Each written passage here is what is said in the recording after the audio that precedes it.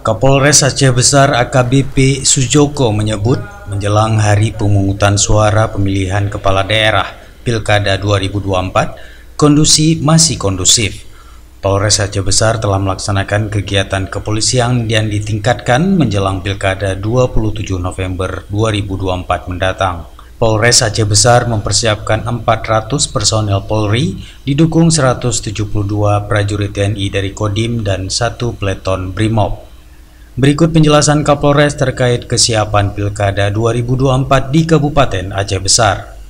Terkait masalah kesiapan Pilkada di wilayah hukum Polres Aceh Besar sampai saat ini masih dalam kondisi kondusif.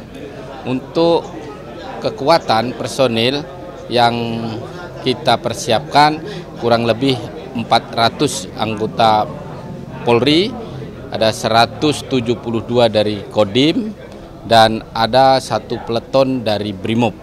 Untuk kegiatan itu kita melaksanakan pengamanan untuk menjelang Pilkada yang tanggal 27, kurang lebih sekarang tinggal 8 hari, kami melaksanakan KRYD, kegiatan kepolisian yang ditingkatkan, yaitu melakukan patroli pada saat malam hari maupun siang hari.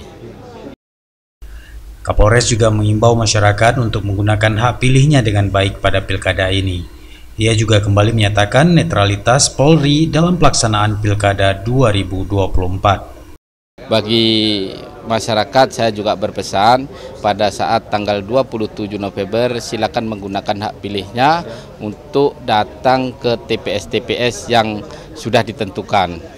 Tentunya juga kami menghimbau kepada masyarakat untuk tetap menjaga kondusivitas wilayah yang ada di Aceh Besar dengan tidak terprovokasi, dengan tidak melakukan intimidasi-intimidasi.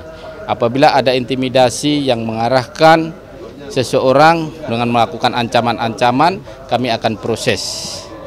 Dan kami dari Polres tetap akan menjunjung tinggi netralitas dalam pemilu ini. Dari Aceh Besar, Tim Liputan Aceh TV melaporkan.